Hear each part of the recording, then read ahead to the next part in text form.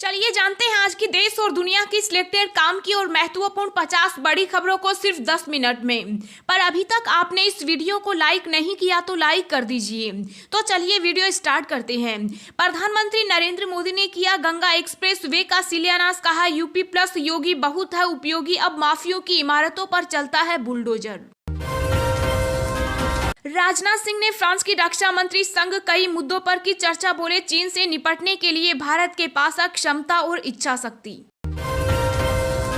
राहुल गांधी ने बताया हिंदू और हिंदुत्ववादी के बीच का फर्क। कहा सच्चा हिंदू झूठ नहीं बोलता, लेकिन पीएम मोदी ने किसानों से बोला। भारत में जल्द लॉन्च होगा इलेक्ट्रिक ट्रैक्टर। परिवहन मंत्री नितिन गडकरी ने कहा किसानों की कमाई तेजी से बढ़ेगी। देश के 12 राज्यों में कुल 115 हुई ओमिक्रॉन संक्रमितों की संख्या। नीति आयोग का दावा नहीं संभले तो रोजाना आ सकते हैं 14 लाख केस। ओवैसी और सपा सांसद ने केंद्र सरकार पर उठाए सवाल। कहा 18 साल की लड़की पीएम चुन सकती है तो शादी क्यों नहीं कर सकती। आम आदमी पर फिर से पड़ी महंगाई की मार। सीएनजी और पीएनजी गैस के बढ़े दाम, जाने नई कीमत। भारत ने ओडिशा तट पर अग्नि प्राइम मिसाइल का किया सफल परीक्षण। 1000 से 2000 किलोमीटर के बीच है मारक क्षमता। चीन के बीच जारी तनाव पर आईएएफ चीफ की 2 टूक। कहा जरूरत पड़ी तो पूर्वी लद्दाख में सेना की तैनाती बढ़ाने को है तैयार। गांव पहुंचकर बोले किसान नेता राकेश टिकैत। कहा अभी तो 1 साल की ट्रेनिंग हुई है, आने वाले समय में होगी जंग।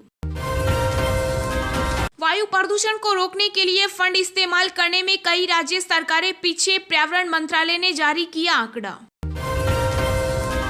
वायुसेना प्रमुख वीआर चौधरी ने सीडीएस रावत को किया याद। कहा निष्पक्ष जांच जारी, जल्द पता चलेगी गलती। किसान नेता गुरनाम सिंह चढ़ूनी ने किया अपनी नई पार्टी बनाने का ऐलान। बनाई संयुक्त संघर्ष पार्टी। पंजाब विधानसभा चुनाव में ठोकेंगे ताल।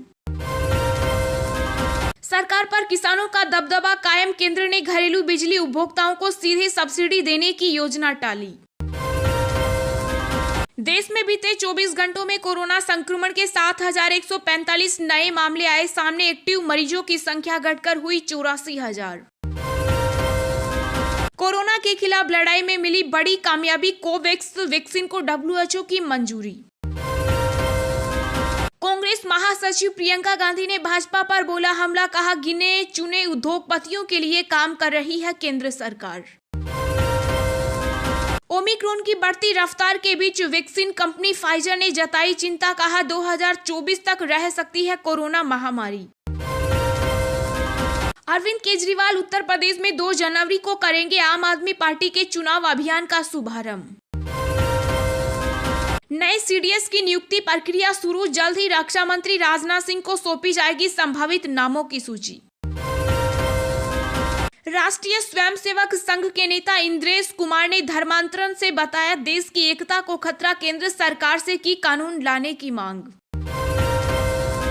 क्रिप्टो करेंसी पर पूरी तरह बैन के पक्ष में आरबीआई। सेंट्रल बोर्ड को रिजर्व बैंक ने दी सूचना।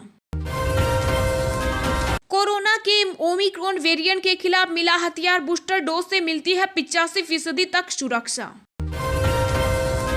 उत्तराखंड चुनाव में कांग्रेस ने तेज की प्रत्याशियों के चयन की प्रक्रिया। टिकट दावेदारी को जानी जाएगी जमीनी हकीकत। अखिलेश यादव के ओएसडी रहे गजेंद्र सिंह के घर आयकर विभाग का छापा। लखनऊ समेत कई जिलों में भी हुई कार्रवाई।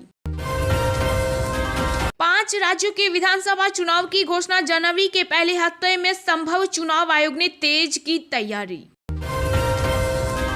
देश में बढ़ रहा ओमिक्रॉन का खतरा। नवी मुंबई में एक स्कूल के 16 छात्र मिले कोरोना संक्रमित। प्रशासन में मचा हड़कंप। नवजोत सिंह सिद्धू बोले पंजाब मॉडल खोखले वादों से नहीं, व्यापक रिसर्च पर किया गया तैयार। देश भर में शीतलहर का प्रकोप। राजस्थान के चूरू में माइनस में तापमान। पंजाब में 1 डिग्री पहुंचा न्यूनतम तापमान। दिल्ली वासियों की भी छूटी कपकपी। संजय निषाद बोले 2022 में बीजेपी को सरकार बनानी है तो तुरंत हल करे आरक्षण का मसला। राजस्थान सरकार के 3 साल पूरे होने पर प्रदेश में 232 आरपीएस के हुए ट्रांसफर, 64 नए आरपीएस को भी मिली पहली पोस्टिंग। कांग्रेस ने की गोवा फॉरवर्ड पार्टी संघ गठबंधन की घोषणा, सीट बंटवारे पर बाद में होगा फैसला। चंडीगढ़ में ओमिक्रॉन वेरिएंट का अलर्ट, शहर के सभी स्कूल 7 जनवरी तक बंद, कोरोना के मद्देनजर लिया गया फैसला। सपा नेताओं पर इनकम टैक्स के छापे पर बोले अखिलेश, कांग्रेस के रास्ते पर भाजपा, चुनाव मैदान में आयकर विभाग। बिहार में प्रशांत किशोर बोले मौका मिला तो नीतीश के साथ फिर काम करना चाहेंगे, यूपी चुनाव में बीजेपी के भारी बहुमत से जीतने का भी किया दावा। पीडीपी प्रमुख महबूबा मुफ्ती बोली जम्मू कश्मीर परिसीमन आयोग पर हमें भरोसा नहीं, यह है बीजेपी का आयोग। राजधानी दिल्ली की हवा बहुत खराब, श्रेणी में AQI 319 किया गया दर्ज। साउथ अफ्रीका दौरे पर केएल राहुल होंगे टीम इंडिया की टेस्ट टीम के उप कप्तान रोहित शर्मा की लेंगे जगह। उत्तर भारत में भीषण ठंड का प्रकोप, कई राज्यों में कोहरे और शीतलहर का अलर्ट जारी। 2 बार की IPL चैंपियन गौतम गंभीर की लीग में हुई वापसी, लखनऊ के फ्रेंचाइजी ने बनाया अपना मेंटर। जी हां दोस्तों, और भी बहुत बड़ी काम की खबरें निकल कर आ रही हैं, इसलिए वीडियो को लास्ट तक जरूर देखना। तो चलिए अब जानते हैं जो महत्वपूर्ण खबरें हैं उनको विस्तार से। पर इससे पहले अभी तक आपने इस वीडियो को लाइक नहीं किया तो लाइक कर दीजिए। प्रधानमंत्री नरेंद्र मोदी ने किया गंगा एक्सप्रेस वे का शिलान्यास, कहा यूपी प्लस योगी बहुत है उपयोगी, अब माफियों की इमारतों पर चलता है बुलडोजर। जी हां, प्रधानमंत्री नरेंद्र मोदी ने यूपी शाहजहांपुर में गंगा एक्सप्रेस वे का शिलान्यास किया। इस दौरान पीएम मोदी ने कहा कि मां गंगा सारी मंगलों की, सारी उन्नति प्रगति की स्रोत है और सारी पीड़ा हर लेती है। ऐसे ही गंगा एक्सप्रेस वे भी यूपी की प्रगति के नए द्वार खोलेगा। पीएम मोदी ने कहा कि ये जो आज यूपी में एक्सप्रेस वे का जाल बिछ रहा है, जो नए एयरपोर्ट और नए रेलवे रूट पर बन रहे हैं, वो यूपी के लोगों के लिए अनेक वरदान एक साथ लेकर आ रहे हैं। पीएम मोदी ने कहा कि यूपी में आज जो आधुनिक इंफ्रास्ट्रक्चर का निर्माण हो रहा है, वो ये दिखता है कि संसाधनों का सही उपयोग कैसे किया जाता है। प्रधानमंत्री ने कहा कि जब पूरा यूपी एक साथ बढ़ता है तो देश आगे बढ़ता है, इसलिए डबल इंजन की सरकार का फोकस यूपी के विकास पर है। पीएम मोदी ने कहा कि सबका साथ, सबका विकास, सबका विश्वास और सबका प्रयास के मंत्र के साथ हम यूपी के विकास के लिए ईमानदारी से प्रयास कर रहे हैं। आज पूरे यूपी की जनता कह रही है कि यूपी प्लस होगी बहुत है उपयोगी। राजनाथ सिंह ने फ्रांस की रक्षा मंत्री संग कई मुद्दों पर की चर्चा, बोले चीन से निपटने के लिए भारत के पास है क्षमता और इच्छा शक्ति। जी हां, चीन भले ही नियमों और समझौतों का उल्लंघन करते हुए अपनी कायराना करतूतें कर रहा हो, लेकिन भारत उसे मुंह तोड़ जवाब देने के लिए हमेशा तैयार है। फ्रांस के साथ रक्षा वार्ता में भारत ने कहा कि उसके पास अपनी सीमाओं पर चीन के किसी भी दुस्साहस से निपटने के लिए राजनीतिक इच्छा शक्ति और क्षमता है।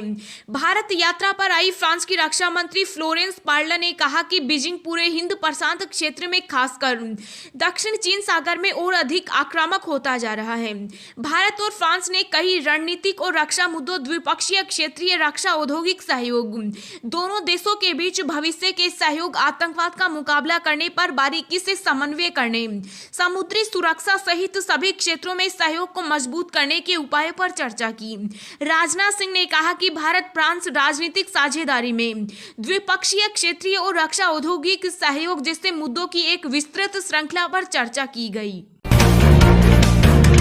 देश के 12 राज्यों में कुल 115 हुई ओमिक्रॉन संक्रमितों की संख्या, नीति आयोग का दावा नहीं संभले तो रोजाना आ सकते हैं 14 लाख केस। देश में कोरोना वायरस संकट के बीच अब नए वेरिएंट ओमिक्रॉन का खतरा भी तेजी से बढ़ रहा है। महज कुछ ही दिनों में भारत में ओमिक्रॉन के मामलों में खासा इजाफा हुआ। अब तक 12 राज्यों में कुल 115 ओमिक्रॉन संक्रमितों की पुष्टि हो चुकी। सबसे ज्यादा खतरा महाराष्ट्र और दिल्ली में देखने को मिल रहा है। बीते 24 घंटे में देश देश में ओमिक्रॉन के 24 नए मामले सामने आने से हड़कंप मच गया। यही वजह है कि सरकार ने लोगों को कोरोना नियमों का सख्ती से पालन करने को कहा ताकि तीसरी लहर से बचा जा सके। ओमिक्रॉन के खतरे के बीच नीति आयोग ने भी सावधान किया। कोरोना टीकाकरण टास्क फोर्स के प्रमुख डॉक्टर वीके पॉल ने लोगों से कोरोना उचित व्यवहार का कड़ाई से पालन करते रहने और जल्द से जल्द टीके की दोनों डोज लेने का अनुरोध किया। पॉल ने कहा कि ओमिक्रॉन के बढ़ने की गति बहुत तेज है, जरा सी लापरवाही हमें बड़े खतरे में डाल सकती है। ऐसे में रोजाना देश में 14 लाख केस तक आ सकते हैं।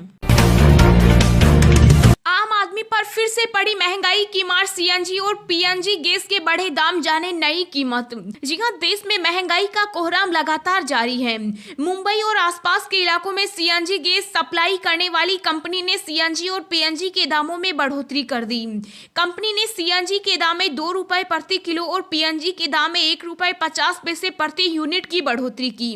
भाव में बढ़ोतरी के बाद मुंबई और इसके आसपास के इलाकों में सीएनजी की कीमतें 61 रुपए 50 पैसे प्रति किलो से बढ़कर 63 रुपए 50 पैसे प्रति किलो हो गई। वहीं पीएनजी के दाम 36 रुपए 60 पैसे प्रति यूनिट से बढ़कर 38 रुपए प्रति यूनिट हो गए। पिछले 3 महीनों के अंदर सीएनजी के दामों में चौथी बार बढ़ोतरी हुई। देश में महंगाई का हाल इसी बात से जाना जा सकता है कि मुंबई महानगरीय क्षेत्र में पिछले 11 महीने में सीएनजी की कीमतें 16 रुपए प्रति किलो तक बढ़ गई है। सरकार पर किसानों का दबदबा कायम, केंद्र ने घरेलू बिजली उपभोक्ताओं को सीधी सब्सिडी देने की योजना टाली। जी हां, किसान आंदोलन के दबाव में केंद्र सरकार एक और बड़े सुधार से पीछे हट गई। नए कृषि कानूनों को वापस लेने और बैंकों के निजीकरण के मुद्दे से पीछे हटने के बाद अब उसने बिजली सब्सिडी सीधे ग्राहकों के खाते में ट्रांसफर करने की योजना को टाल दिया। केंद्रीय बिजली मंत्रालय ने इसके लिए नए बिजली बिल का ड्राफ्ट फाइनल कर लिया, जो संसद के चालू शीतकालीन सत्र में पेश किया जाना था। इस ड्राफ्ट में बिजली कंपनियों को सब्सिडी देने के बजाय सीधे ग्राहकों के खाते में सीधे ट्रांसफर करने का प्रावधान है। जिस तरह रसोई गैस यानी एलपीजी ग्राहकों की सब्सिडी सीधे उनके खाते में आती है, सरकार उसी तरह का तंत्र बिजली ग्राहकों के लिए भी विकसित करना चाहती है। लेकिन किसानों का एक बड़ा वर्ग इस बिल का भारी विरोध कर रहा है। इस वजह से सरकार इस बिल को आगे बढ़ाने से पीछे हट गई।